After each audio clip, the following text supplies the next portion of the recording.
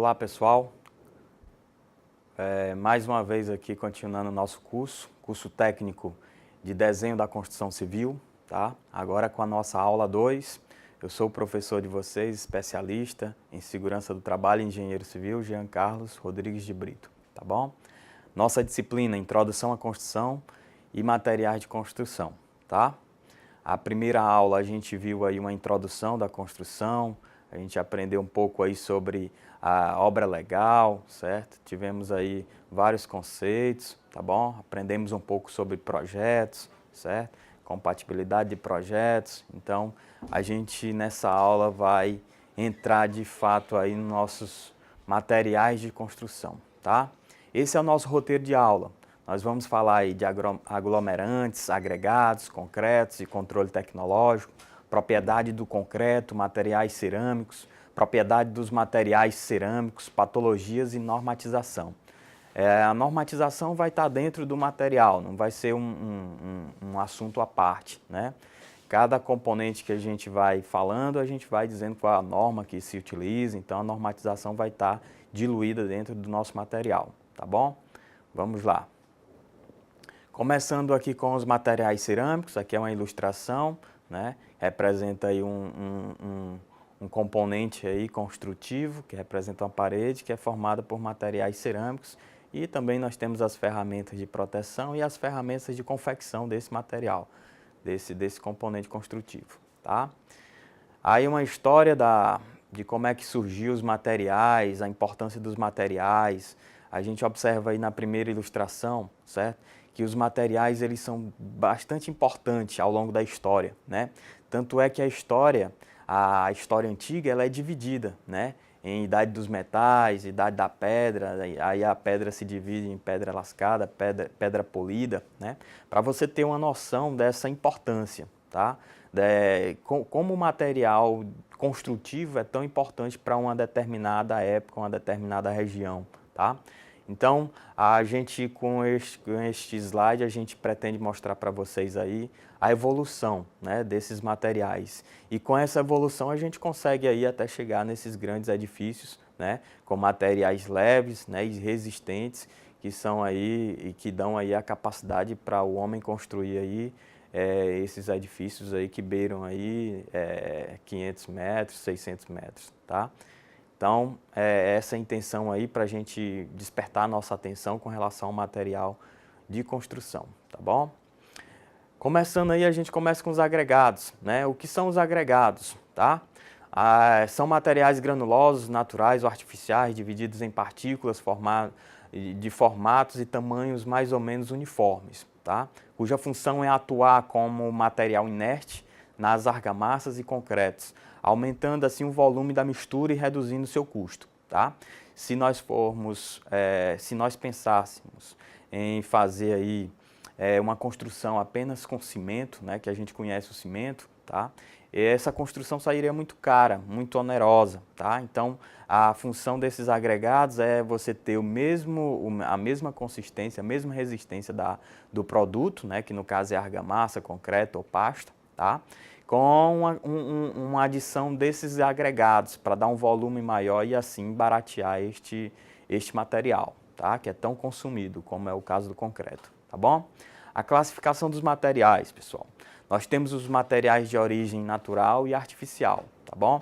Esse é o conceito dos naturais, são os agregados que não sofrem nenhum processo de beneficiamento, tá? Como é o exemplo da areia, né, que é retirada retirada do leito dos rios, o seixo também.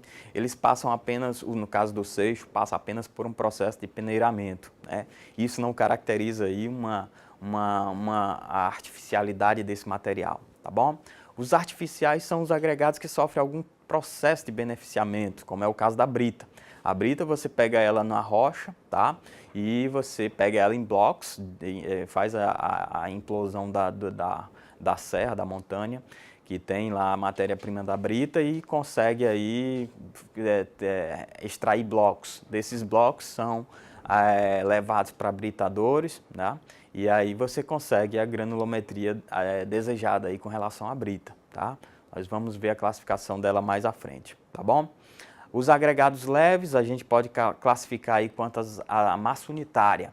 A gente classifica em leves, que eles estão aí em torno de 1.120 kg por metro cúbico, né? Então é quase que uma razão aí de 1 para 1, né? A cada quilo, 1,1 kg você tem 1,1 metro cúbico, tá? Então é mais ou menos essa razão. Os agregados normais são os que têm uma densidade aí de 1.500 a 1.800 kg por metro cúbico, tá? E os agregados pesados são esses que têm aí acima de 1.800 kg por metro cúbico, tá bom?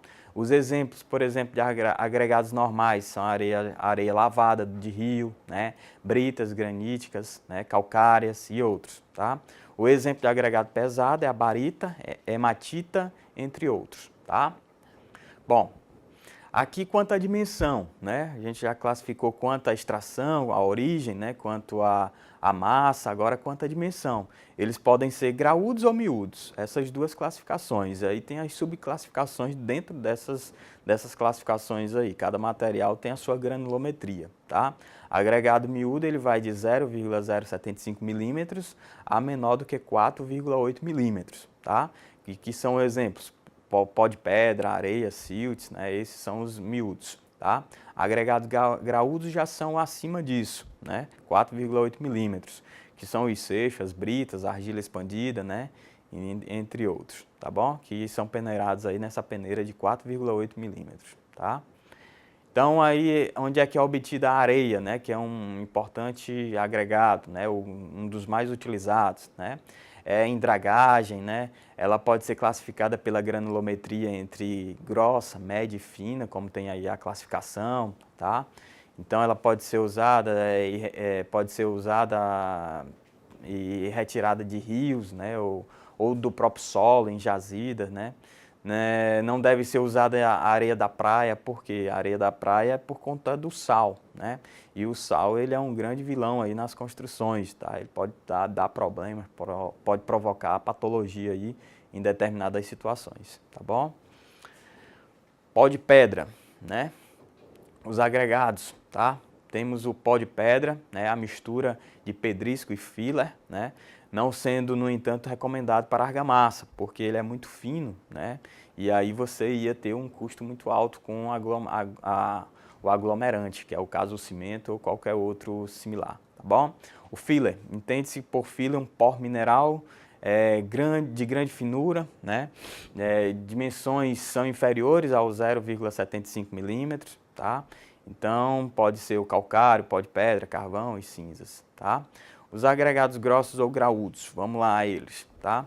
Os agregados grossos são todos os materiais com granulometria superior a 4,8 milímetros, tá? Os principais são o seixo, que é muito comum aqui na nossa região, a pedra britada, né? Argilas expandidas e escória, tá? Vamos aqui à argila agora, pessoal. A argila empregada na fabricação do cimento é essencialmente constituída de um silicato de alumínio hidratado, geralmente contendo ferro e outros minerais, em menores proporções. A argila fornece os óxidos, né, e são necessárias para o processo de fabricação do cimento, né, os óxidos que são aí componentes do nosso cimento, tá? Bom, o seixo, pessoal, eu falei para vocês que a gente ia ter a classificação do seixo, tá? A gente tem aí a classificação dele de acordo com as dimensões. Pode ser fino, médio, grosso, né? O fino vai de 5 a 15 milímetros, o médio vai de 15 a 30 milímetros e acima de 30 milímetros a gente tem aí o seixo grosso, tá? A brita, nós temos também a classificação da brita, tá? A classificação da brita vai 0, 1, 2, 3 e 4, tá bom? E aí tá os milímetros que cada classificação corresponde, né? Um intervalo aí de 4,8 a 9,5 milímetros é a brita 0, de 9,5 a 19 milímetros é a brita 1, e assim por diante até chegar aí na brita 4, né? Que a brita 4 vai de 50 milímetros até 76 milímetros, tá? Então aí você transformando em centímetros vai dar aí 7 centímetros, né? Vai de 5 a 7 centímetros, para ficar bem entendido aí a granulometria da maior brita comercializada, tá bom? Aglomerantes, agora a gente chega aí nos cimentos, tá?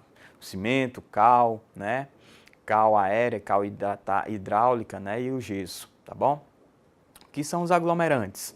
São materiais ligantes, geralmente pulverulentos, né? Que promovem a união entre grãos dos agregados. Os aglomerantes são utilizados na obtenção de pastas, argamassas e concretos, né? A gente conhece muito bem as argamassas e os concretos, tá? A pasta não é muito comum a gente fazer a pasta, porque a pasta é só com cimento e água, né? A gente não tem uma aplicação para ela no nosso cotidiano, o que a gente já tenha visto, tá? Mas a argamassa é bem comum, é com a argamassa que a gente faz as alvenarias, né, os pisos, tá? O concreto também, a gente faz aí as peças estruturais de uma construção, tá? Os pilares, vigas, cintas, lajes, tá? Então, os aglomerantes apresentam-se sob a forma de pó, né? Quando misturado com água, formam uma pasta que endurece pela secagem, né? E em consequência das reações químicas, tá? Por essa razão, a presença lá dos elementos químicos que a argila e o calcário fornecem aí para o cimento, tá? Com o processo de secagem, os aglomerantes aderem-se na superfície, né? Com as quais foram postas em contato, né? Por essa razão você faz a mistura, né? A mistura ou manual ou mecânica, né? Por essa razão tem que ser bem feita, porque a qualidade, a resistência vai estar relacionada com essa mistura. Se você mexe bem essa massa, essa argamassa, esse concreto, você aí está proporcionando um envolvimento maior entre as partículas que ali estão, tá bom? Os aglomerantes são os produtos ativos empregados para a confecção de argamassas e concretos, tá bom? Aí eu já citei os principais, que é cimento, cal, né? A cal. O que é a cal? Né? A cal é um produto que se obtém da calcinação a temperaturas elevadas, né? Então aqui embaixo nós temos as propriedades dela, né? Ela tem a cor branca, endurece com o tempo, né? Pela ação do gás carbônico, né? Aumenta de 2 a 3 vezes o volume, tá bom? O endurecimento é lento, né? Por essa razão a gente tem a presença dela no cimento, que é justamente para retardar a pega do cimento. A pega é o endurecimento do cimento, que a gente vai ver logo à frente aí, tá bom? Então, vai se produzindo aí um produto equilibrado. Para você ter uma ideia, o tempo de pega do cimento, da pasta ou da argamassa ou do concreto, né, é em torno de 2 horas, que é para dar tempo você fabricar o cimento, fabricar a argamassa, né, e poder aplicar, né, transportar ela para o local que você vai aplicar, tá bom? Então, o tempo aí para que se faça essa execução, desde o processo de junção e mistura dos componentes que fazem ou a pasta, ou a argamassa, ou o concreto, você tem aí 2 horas para aplicar. Depois desse tempo, o cimento passa a endurecer. Ele endurecendo já passa aí a ter uma resistência menor, porque aí você vai ter pedaços daquela argamassa já juntos, sem a compactação, né? O gesso, obtido a partir da desidratação total ou parcial da gipsita, né? Aí, qual o composto químico dela? Material natural encontrado na natureza com algum teor de impureza, como a sílica, a alumina, né? E o óxido de ferro também. O carbonato de cálcio também, sendo o teor máximo de impurezas limitado em 6%. Então, ela só pode ter 6%, né? As principais jazidas de gipsita, né, são aqui a Serra da Araripina, né, que é bem aqui no Pernambuco, com o Piauí, que a gente conhece, certo? A região do Mossoró também, tá? E a região do Codó, tá bom? De Balsas, tá? Então, esses são as três fontes aí de gesso que a gente tem aqui no nosso país, tá? O cimento é um caso à parte, é bem particular. Se tivesse uma disciplina só para cimento, seria bem interessante, né? Mas a gente tem que falar do cimento aqui de forma rápida, porque ele é uma ciência à parte, né? Uma ciência complexa, tá? Então, material ligante pulverulento de cor acinzentada, resultante da queima do calcário, argila e posterior adição de gesso, né? Olha o gesso aparecendo aí para retardar a pega. Distingue-se da cal hidratada por ter maior percentual de argila e pela pega dos seus produtos ocorrer mais rapidamente e proporcionar maior resistência e esforços mecânicos, tá? Aí você pode comparar, né? Compare um pedaço de gesso e um pedaço de concreto, né? A resistência é bem fácil de se observar, né? A pega que eu falei para vocês aí, o conceito de pega. Pega é um fenômeno físico-químico através da qual a pasta de cimento se solidifica, né? Físico-químico porque a ação química lá dos componentes que compõem aí o cimento, né, vão fazer com que ele fique sólido, então é físico também, tá? Terminada a pega, o processo de endurecimento continua ainda durante longo período de tempo, aumentando gradativamente a sua dureza e resistência. É uma característica que todos nós sabemos, vocês têm que saber, né? Que o cimento nos primeiros dias, ele alcança aí nas primeiras horas uma resistência absurda e depois com o tempo ele vai caindo esse aumento da resistência, né? Até que se estabiliza, tá? Por essa razão, no terceiro dia a gente faz uma medição da resistência, no sétimo, no 14º dia e no 28º, que é para, no 28º ele já está aí na sua condição ótima para ser liberado para o uso e esforços necessários que ele foi construído, tá bom? Então, exemplos, né? A resistência à compressão de um bloco de cimento, né, no traço 1:3, 3 dias ele dá 80 kg por centímetro quadrado. Então, cada centímetro quadrado vai suportar aí um peso ou uma força de 80 kg, tá? Aos 7 dias aí que eu falei para vocês, né, ele já suporta 180. Então, ele já pulou aí de 80 do terceiro dia até o sétimo pulou para 180. Então, é um ganho absurdo aí do primeiro da primeira medida no terceiro dia para a segunda medida no sétimo dia e no 28º dia ele já consegue aí 250 kg por centímetro quadrado, que é o que a gente espera por norma aí se conseguir, né? Aí daí para frente ele vai conseguindo, mas é pouca coisa, né? Então aí é como se ele chegasse no seu coeficiente ótimo para ser utilizado, tá bom? O cimento Portland depende principalmente da fabricação dos seus seguintes produtos, né? O calcário, a argila e o gesso. Tá? Aqui eu tenho os tipos de cimento para a gente ter conhecimento. Nós temos aí o CP1, CP2S, CP2E, CP2E, CP2F, né? CP3, CP4, CP5 Ari, né? E o CPB, tá? Então aí a gente tem a resistência, nós temos aí cada letra auxiliar que está aí acompanhando o CP1S, por exemplo, significa a adição de algum produto ou algum elemento aí para que tenha uma propriedade, uma característica particular, tá? Então nós temos aqui o cimento Portland comum, CP1, né? E o CP1S, né? Aí a NBR que trata desse cimento, né? Mas o que é ele, né? É um tipo de cimento Portland sem quaisquer adições, além do gesso, né? O gesso já é natural, todo cimento vai ter o gesso, tá? Então, eu coloquei mais essas informações aí para efeito de estudo, né? Para efeito de material, de apoio, tá? Então, vamos para o próximo aqui. O cimento Portland CP2, né? A NBR dele é a 11578, é o cimento composto e é modificado, gera calor a uma velocidade menor, né, do que gerada pelo cimento Portland comum, tá? Então, se ele gera calor numa velocidade menor, ele vai retardar mais aí o endurecimento, né? O cimento Portland CP2Z com adição de material pozolânico, né, o Z é de pozolânico, tá? Empregado em obras civis, geralmente é o que a gente usa mais aqui no nosso comércio, tá? O comércio é o que mais vende. Obras subterrâneas, marítimas, industriais, apesar da produção de argamassas, concreto simples, para a produção de argamassa e concreto simples, desculpa, armado, né, concreto armado, protendido, elementos pré-moldados, artefatos de cimento, né? Então, o concreto é feito com este produto, o mais impermeável, então ele apresenta um benefício aí com relação à impermeabilização, né? E por essa impermeabilização ele passa a ser mais durável, né?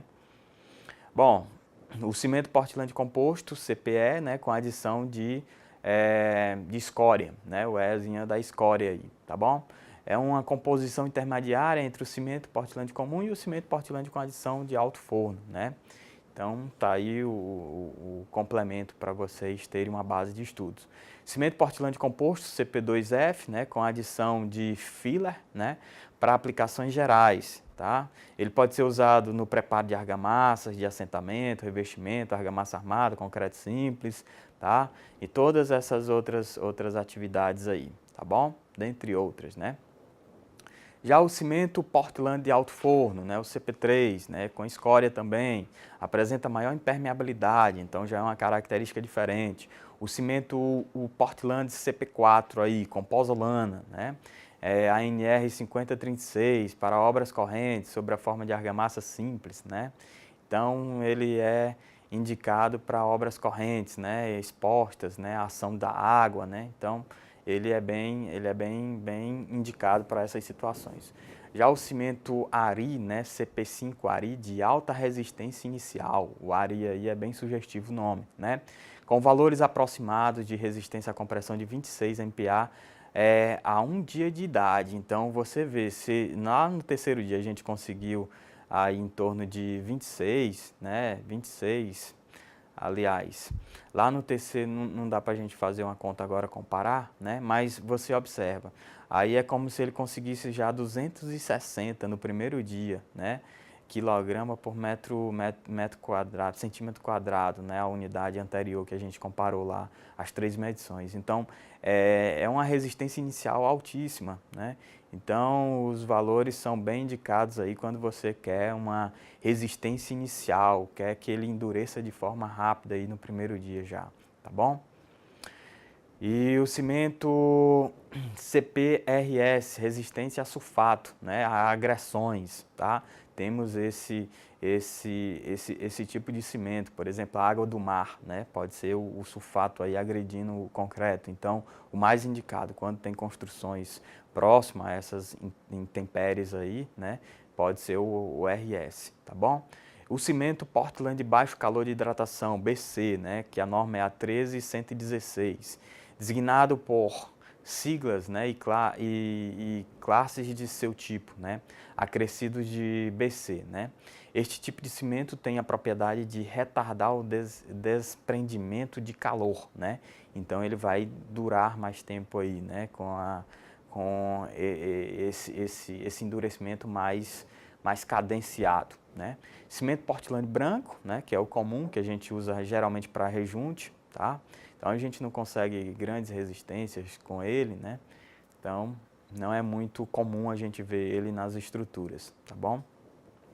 Argamassas, pessoal. As argamassas são a mistura aí, tá? De aglomerante, agregado e água, né? A gente tem a argamassa. A pasta seria só o aglomerante e a água, né? Então nós temos aí, a aplicação da argamassa são diversas, né? A gente já citou exemplos aí anteriores nos slides. Pode ser para confeccionar alvenaria, pode ser piso, né, rebocos, chapiscos, tá?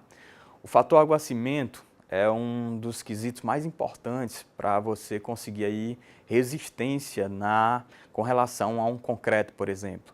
Isso daí tem que ser observado. O concreto que tem um controle tecnológico, isso daí tem que ser muito rigoroso, né? O que é o fator aguacimento? Nada mais é do que a relação de água com a relação de cimento que você bota num traço, tá? Logo à frente a gente vê o que é o traço, tá bom? A relação de água-cimento é o parâmetro mais importante da composição de um concreto, tá? Esta relação tem influência na resistência do concreto, na durabilidade e na retração, tá bom? Geralmente, quanto menor o fator aguacimento, maior a resistência do concreto. Mas cuidado, esse menor aí tem que ser no limite do possível, né? O que é isso? Você tem que botar água para que ela envolva todos os componentes lá daquela argamassa. Não é que você vai botar um pouco de água e tem lá muito agregado, não vai dar a liga suficiente, tá? O que você tem que ter cuidado é não deixar uma pasta, uma argamassa com aquela situação de vazar de onde você está fazendo ali a mistura, né? Deixar a água mais segregada ali. Então, quando tem essa característica aí, a nossa argamassa, o nosso concreto está comprometido, né? Tá? Vai dar uma resistência muito baixa. Às vezes a gente, na confecção, a gente vai ter uma oportunidade de fazer isso na prática, né? Na confecção de uma argamassa, a gente bota mais água do que o devido, porque fica mais mole, né? Mais fácil de misturar. mas não é recomendado. A gente tem que botar ela para que tenha uma certa dificuldade de mistura, mas contanto que a gente misture de forma uniforme toda a mistura do concreto ou da argamassa, tá bom? Aqui são as propriedades da argamassa: trabalhabilidade, resistência mecânica, retração, estabilidade de volume, resistência às intempéries, né, que são chuva, calor, né, que são todos esses fenômenos naturais, resistência à ação do fogo, revestimento de gesso puro, né, argamassas hidráulicas, tá bom? Todas essas propriedades, tá bom? Patologias, pessoal. Vamos falar aqui um pouco das patologias. As patologias são diversas, né? Você observando na sua própria residência ou na sua escola, você observa alguma coisa de patologia, né? Que são as doenças, que como a gente vê o nome patologia, faz uma analogia a doenças, né? E aí, como é doença, não tem como a gente evitar uma doença. O que a gente tem que fazer é tratar, né? E a gente pode até se cuidar, né? Então, no processo construtivo, você cuida para que essas doenças não apareçam, né? Às vezes você consegue com sucesso que ao longo da vida da edificação ela não apareça, mas como é doença a gente pode aí tá tendo que lidar com essa doença dentro da nossa edificação.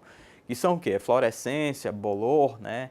Vesículas, descolamento com empolamento, né? Então isso é fácil de identificar, tá? Descolamento em placas, você vê os rebocos caindo, as cerâmicas soltando, né?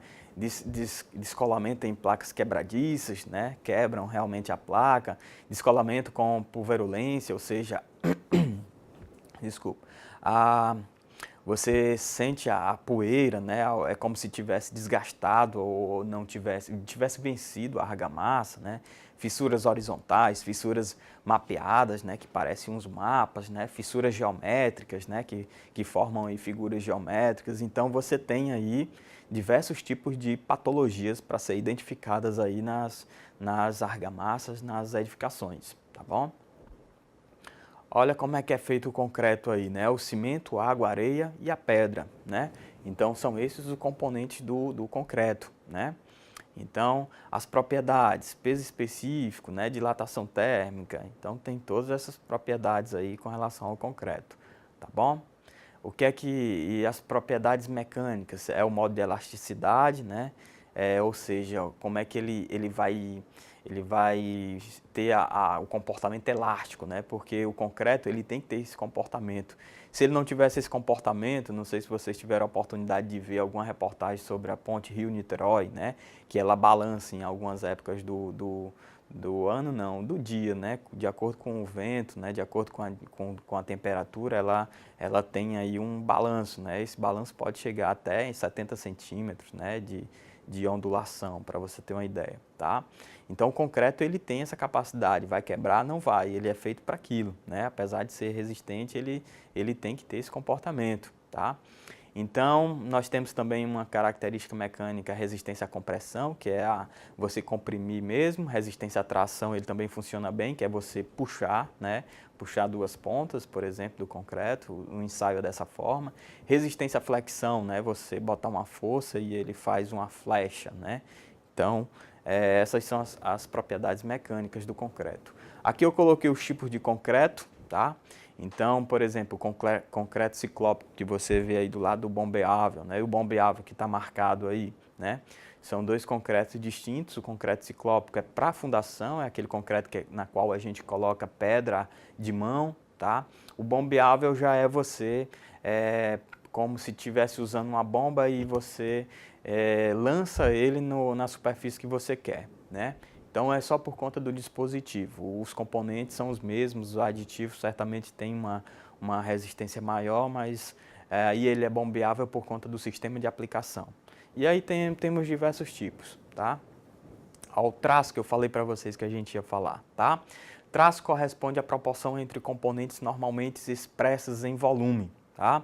Por exemplo, 1:4:8. Uma parte de cimento, 4 partes de areias e 8 partes de britas. Ele sempre vai se apresentar dessa forma, então é regra geral. Aqui em qualquer lugar do mundo, se você diz traço 1:4:8, vão entender que 1 é a parte do aglomerante, que no caso é o cimento, 4 é a parte de areia, que é o agregado, né, miúdo, e 8 é o agregado graúdo, que é a brita, tá? Então sempre vai ser dessa forma, tá bom? Então isso é o traço. Bom, pessoal, falamos aí dos materiais, né, do concreto em si, do cimento, tá? Vamos falar aqui na nossa última parte, que já entra no material construtivo aí dos tipos cerâmicos, tá? Nós temos aí a ilustração que representa boa parte dos materiais cerâmicos, tá bom? Nós temos aí telhas, tijolos estruturais, nós temos tubos também, que antigamente eram utilizados. No final da nossa unidade a gente fala um pouquinho dos tubos, tá bom? Característica dos materiais cerâmicos.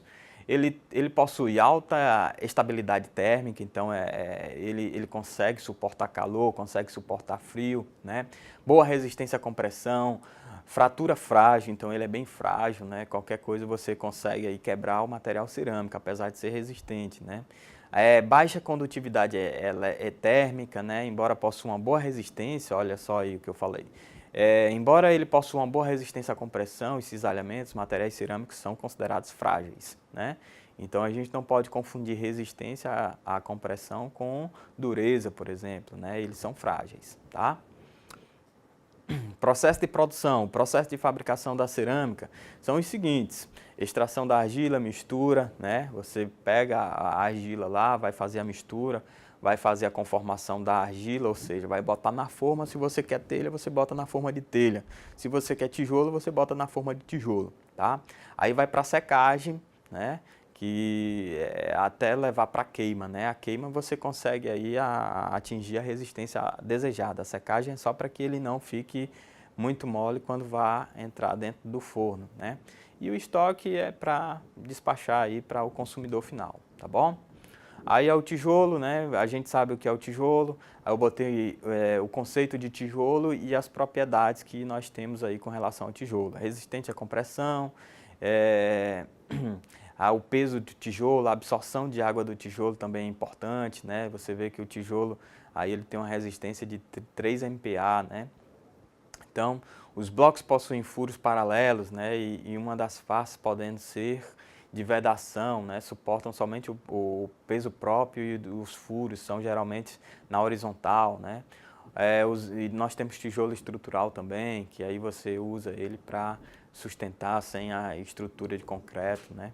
Ou coloca concreto com o tijolo junto, né? O tijolo funciona como forma, né?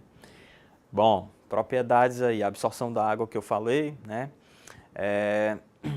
As exigências de desempenho de um tijolo aí, né? Os blocos cerâmicos, eles têm que ser resistentes à compressão, eles têm que ter uma permeabilidade, né?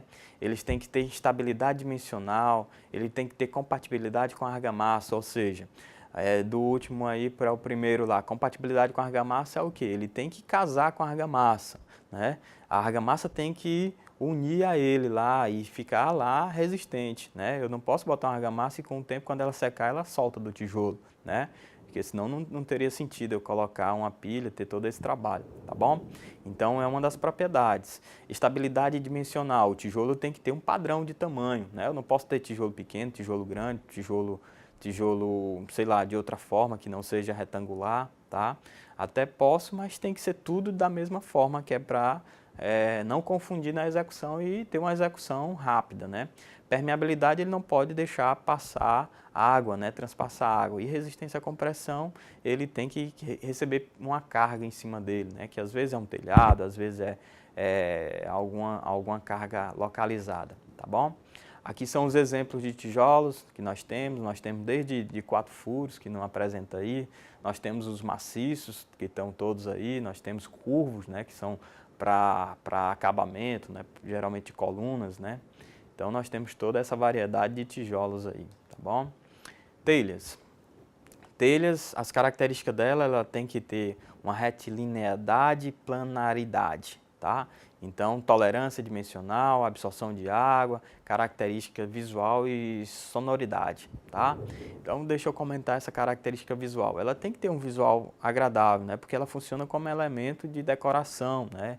Em alguns projetos arquitetônicos, a telha faz a diferença, né? Você vê o telhado da casa, vê a arte do projetista lá, né, através da telha, da disposição dos telhados, tá? Então tem que ter uma visão, um visual interessante. A sonoridade é que ela não pode aí permitir que algum pingo d'água, algum atrito com a telha cause desconforto para quem está lá habitando essa edificação, tá?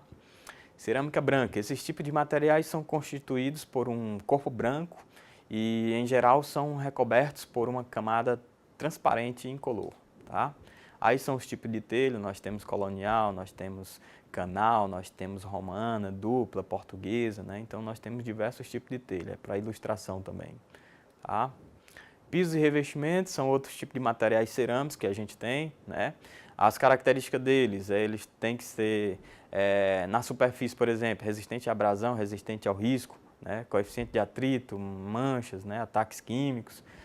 Na base dele, ele tem que absorver bem a água, tem que ter resistência mecânica e tem que ter uma expansão por umidade, tá bom?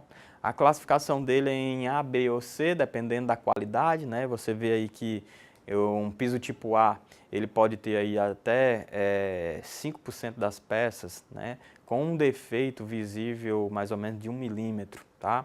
Tipo B, eles vão aí possuir defeitos visíveis de 1 milímetro, né, aí não dá uma porcentagem. E o tipo C você vê defeitos maiores aí, né, de 3 milímetros até, tá bom?